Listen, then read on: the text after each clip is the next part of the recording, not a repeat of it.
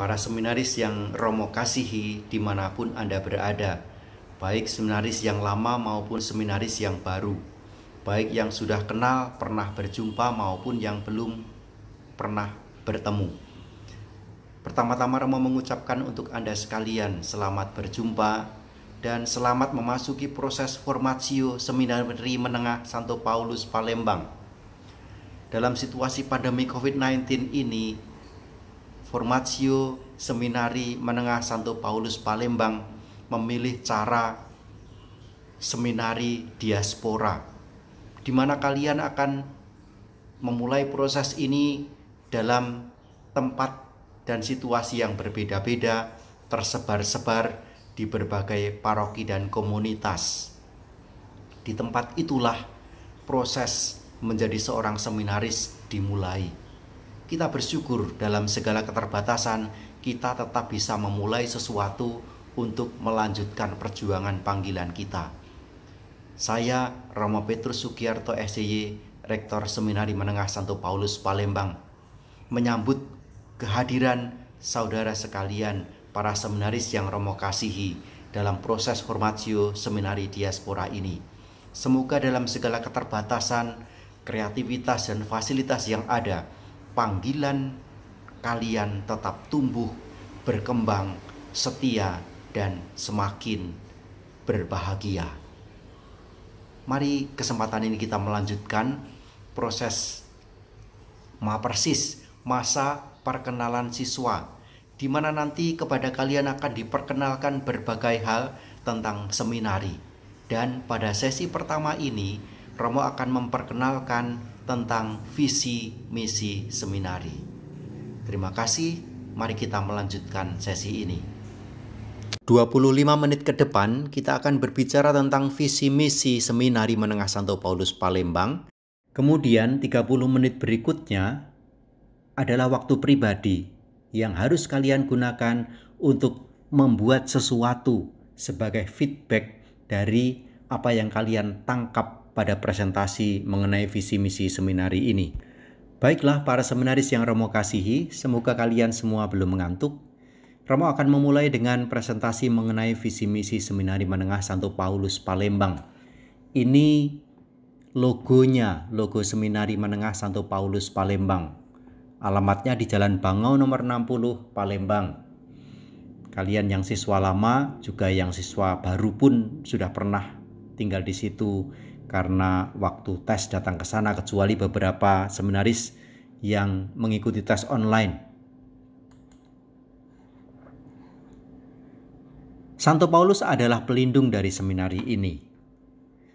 Kita memilih Santo Paulus sebagai santo pelindung supaya semangat yang dimiliki oleh Santo Paulus juga berkobar dalam diri para seminaris, dalam diri kalian semua.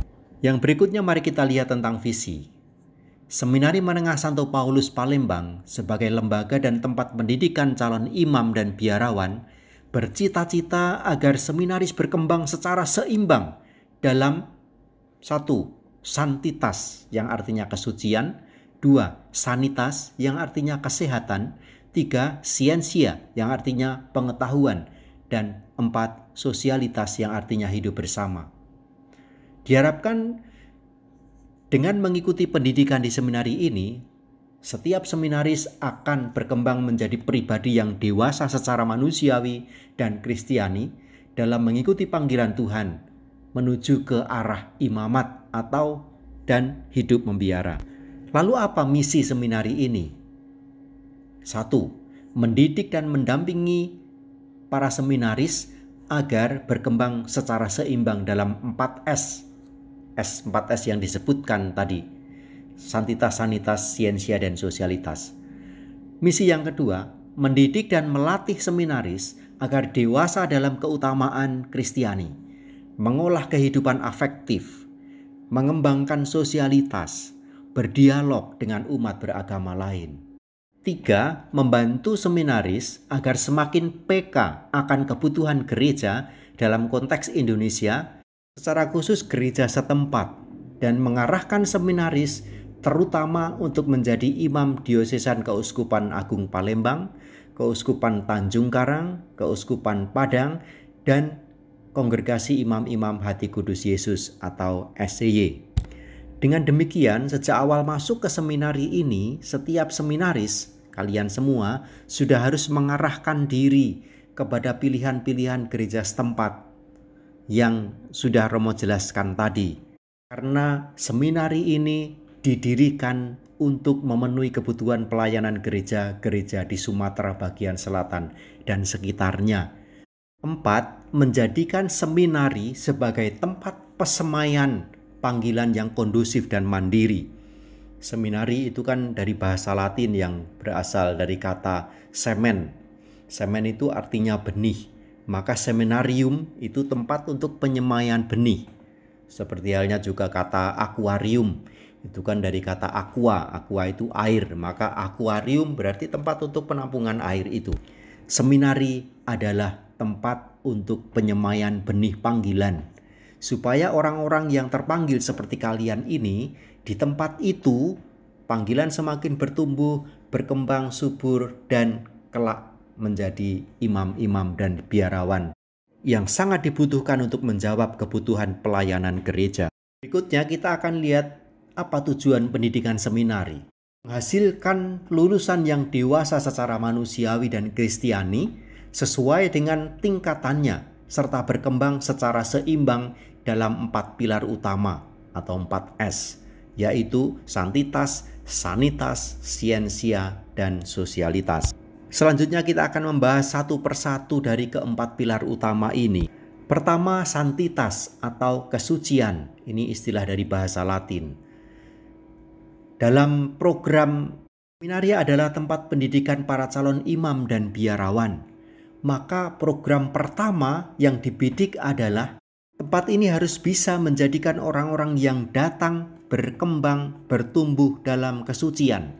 Maka di dalam santitas, di sana ada berbagai program kegiatan seminari yang setiap hari dijalani untuk membantu para seminaris berkembang di dalam kesucian. 1. Hidup rohani. Hidup rohani dibangun dengan perayaan Ekaristi, adorasi atau salve atau jam kudus yang kalian pasti sudah pernah mengikutinya, doa rosario, meditasi, bacaan rohani, dan juga jalan salib. Yang kedua, pembinaan hidup panggilan. Hidup panggilan dibina melalui bimbingan rohani, baik pembimbing rohani kelas maupun pembimbing rohani fakultatif itu ada di seminari. Setiap seminaris 1 bulan sekali wajib bertemu dengan pembimbing rohaninya untuk menceritakan perkembangan pengalaman hidup rohaninya kepada pembimbing rohani. Juga ada pembimbing rohani fakultatif yang bisa didatangi oleh siapa saja dan ini tidak dijadwalkan. Menulis refleksi harian juga menjadi salah satu cara untuk membina, menumbuhkan hidup panggilan. Maka di seminari itu setiap hari harus menulis refleksi harian. Kalian di sini dalam posisi sebagai seminaris diaspora juga diajari untuk menulis refleksi harian. Caranya, tuliskan pengalaman menarik atau pengalaman yang mengesan di hari itu, kemudian petiklah makna-makna apa yang bisa membangun hidupmu di kemudian. Kalau itu sesuatu yang negatif, belajarlah supaya besok tidak melakukan hal yang buruk seperti itu lagi. Kalau itu yang positif, ingat, tanamkan, dan besok lakukan lebih baik lagi. Dengan demikian, refleksi harian membuat hidup seseorang semakin hari semakin baik. Sebagaimana dikatakan oleh Sokrates, hidup yang tidak direfleksikan tidak layak dijalani. Berikutnya, membangun kesucian juga dilakukan dengan ambil bagian dalam hidup menggereja dan hidup bermasyarakat. Caranya, aktif ambil bagian dalam kegiatan-kegiatan menggereja di seminari, juga ambil bagian dalam tugas-tugas di paroki seperti tugas KUR, mengajar bina iman anak untuk yang kelas retorika, dan juga ada kesempatan-kesempatan lain untuk ambil bagian dalam tugas-tugas menggereja. Pilar yang kedua adalah sanitas, artinya kesehatan. Seorang seminaris harus sehat secara fisik, maka kesehatan fisik juga sangat diperhatikan dengan makan makanan yang sehat, bersih, bergizi, dengan menjaga kebersihan tubuh, kebersihan tempat tinggal, kebersihan fasilitas-fasilitas yang digunakan.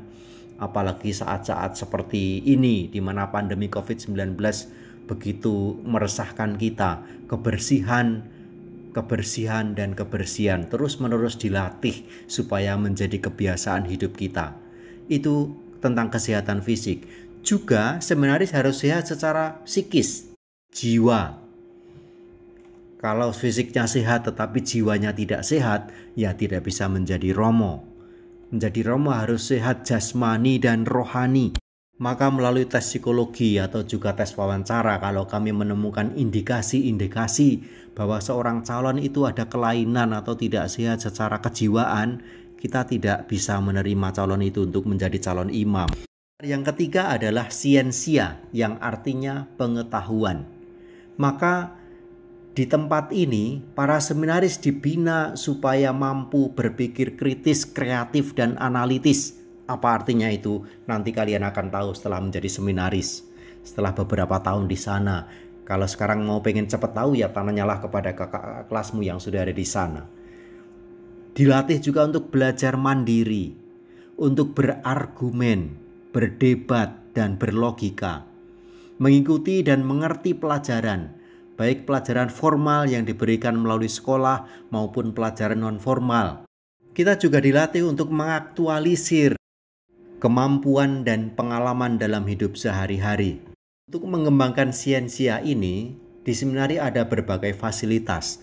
Ada perpustakaan, ada komputer, internet, ada acara sidang akademi yang bisa menjadi kesempatan bagi kita untuk melatih cara berbicara di depan umum, berargumentasi dan mempertahankan pendapat.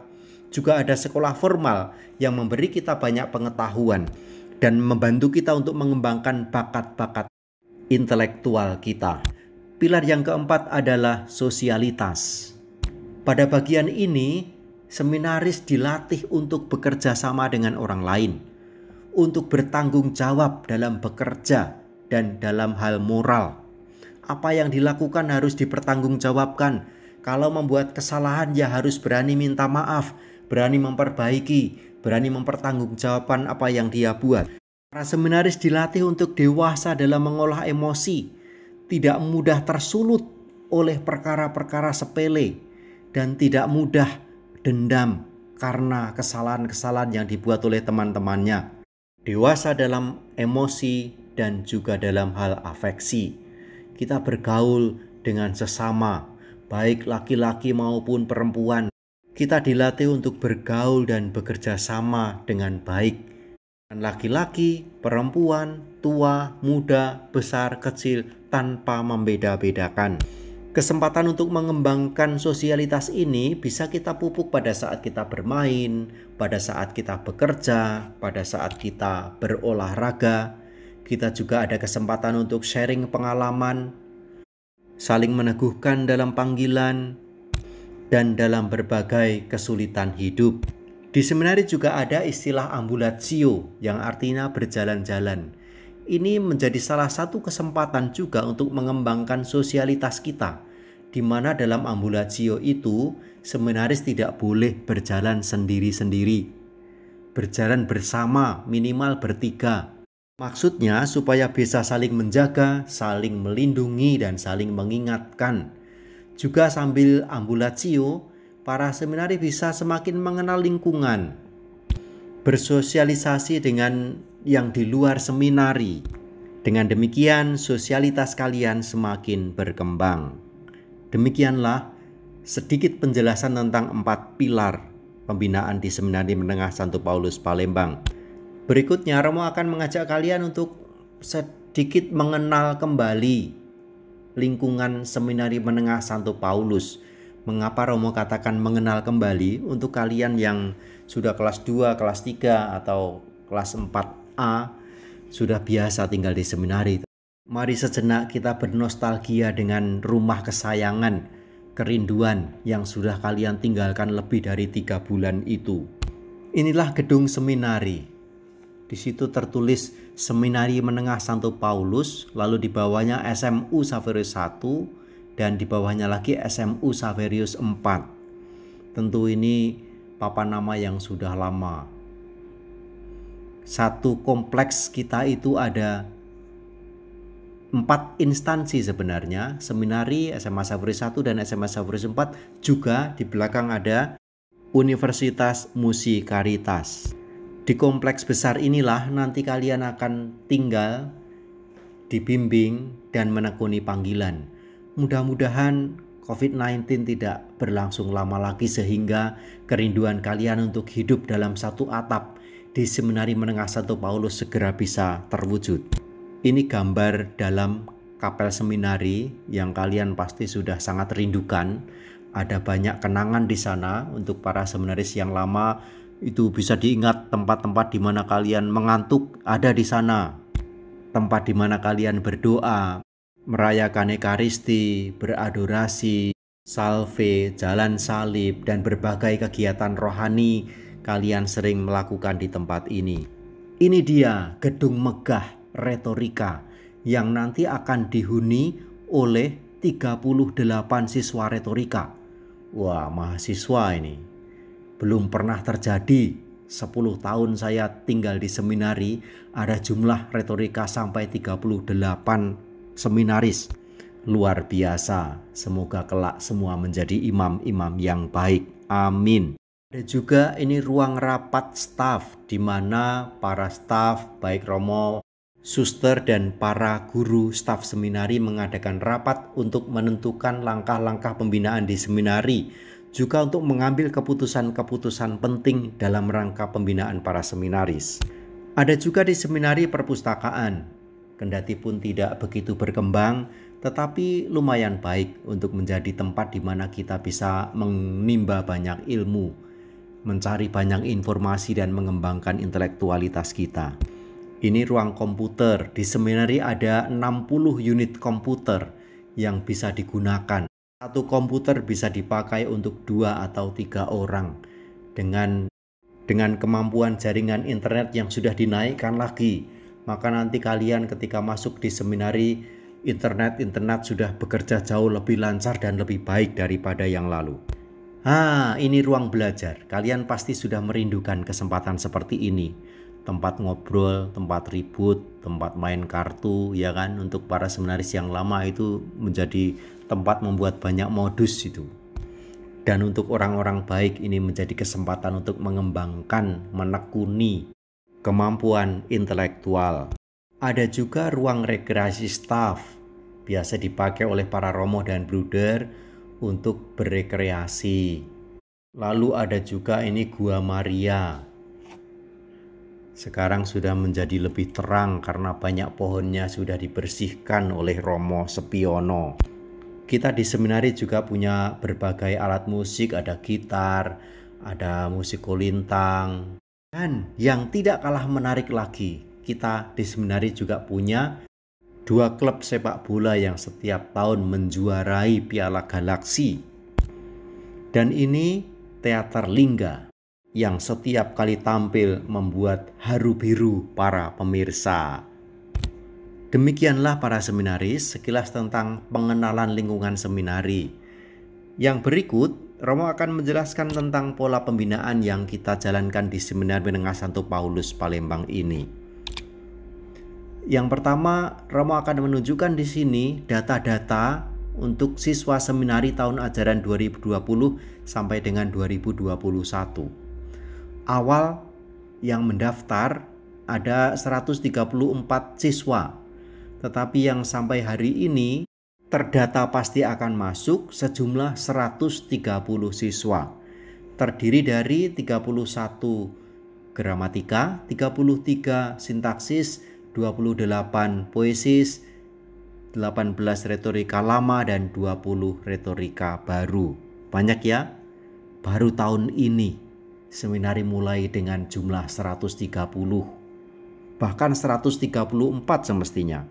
Pertama kita sebut kelas gramatika. Ini setaraf dengan kelas 10 tingkat SMA. Pada tingkat gramatika, para seminaris dibimbing supaya mampu menyesuaikan diri dengan situasi hidup dan lingkungan hidup seminari. Di seminari ada 2 suster yang membimbing para seminaris yang masih kelas gramatika ini. Yang pertama Suster Maria Maura FSGM dan yang kedua Suster Maria Lydia FSGM. Kedua suster ini berperan semacam sebagai ibu bagi para seminaris.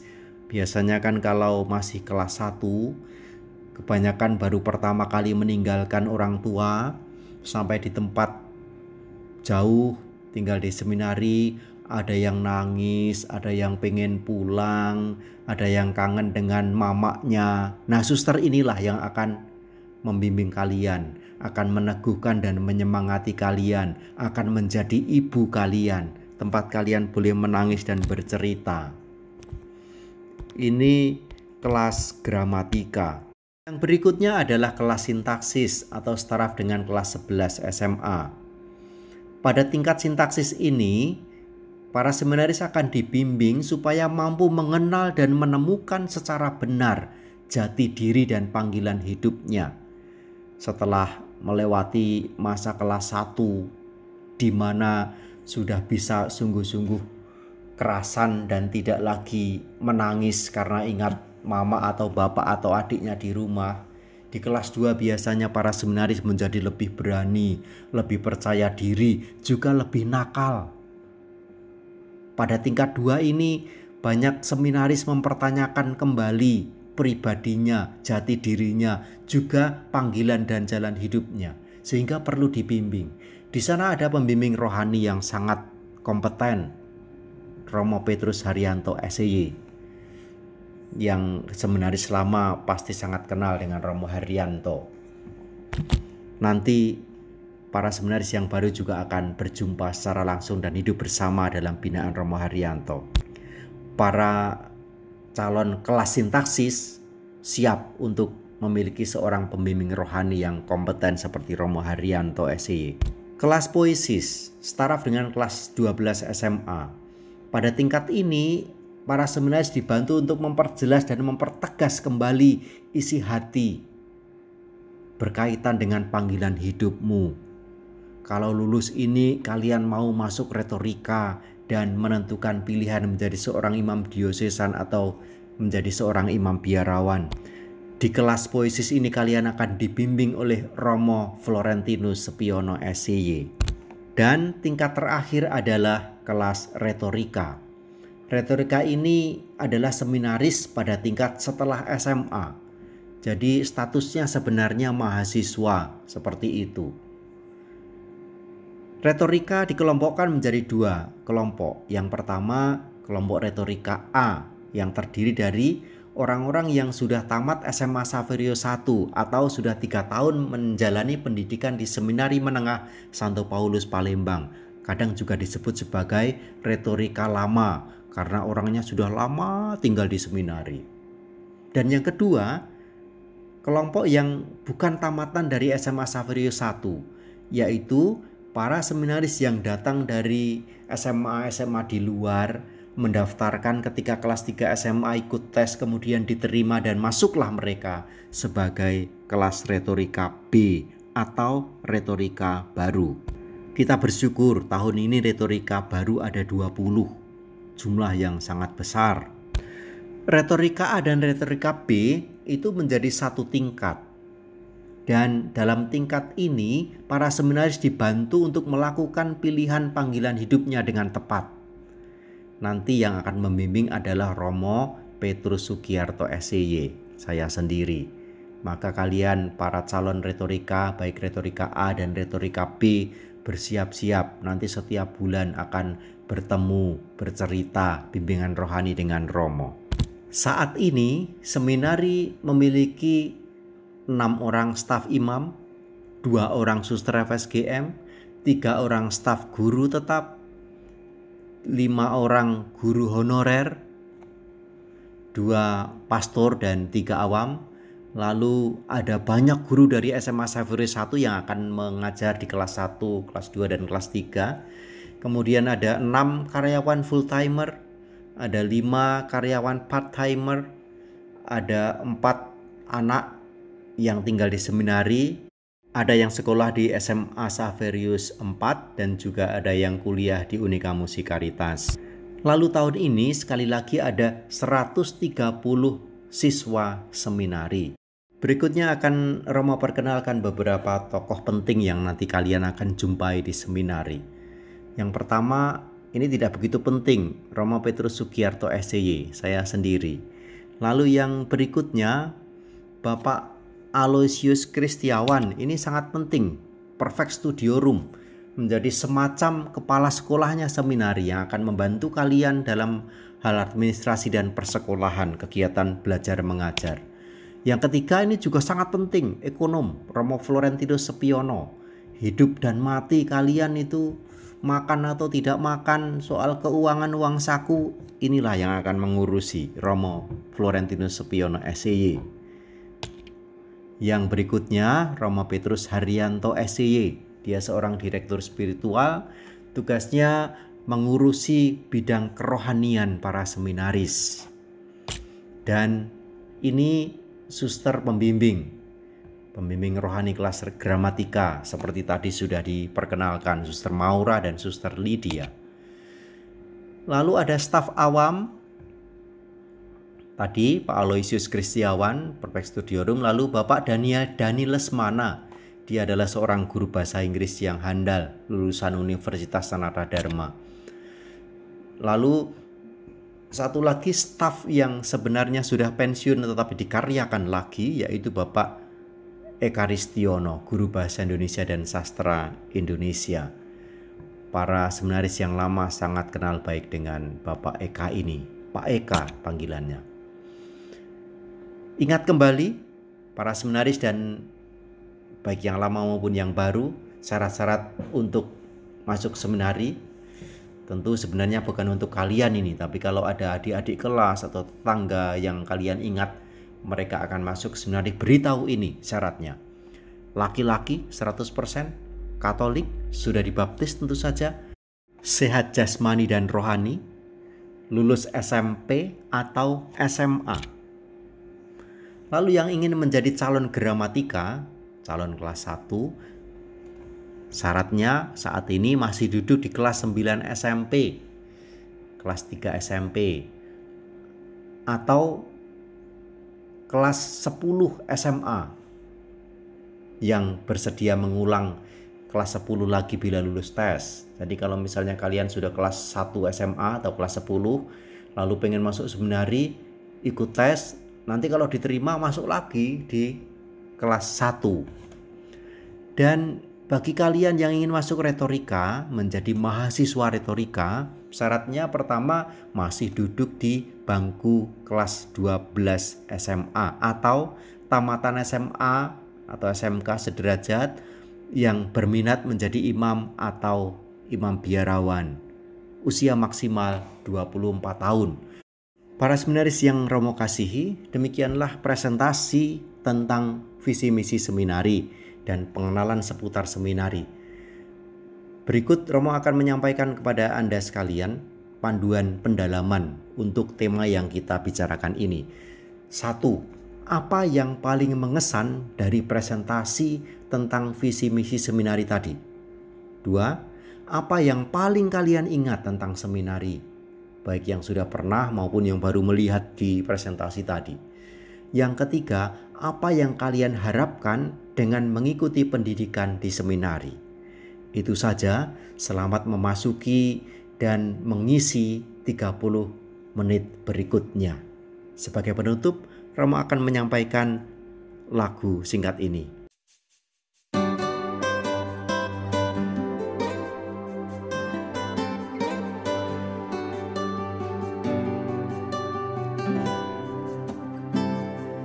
Di sela hening hati ini, ku dengar sabda-Mu ya Tuhan, menggema lembut dalam kalbu, membuka mata hatiku.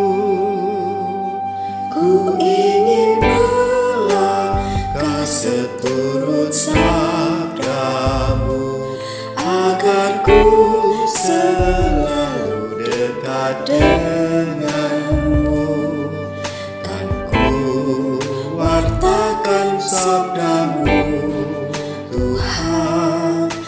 seluruh penjuru dunia.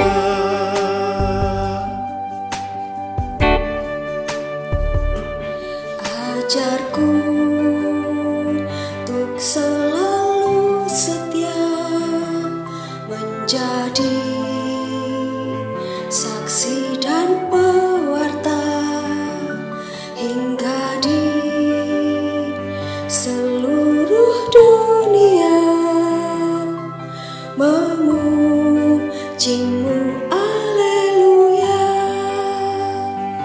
Ku ingin melangkah seturut sabdamu, agar ku selalu dekat denganmu. Kan ku wartakan sabdamu, Tuhan, ke seluruh penjuru dunia.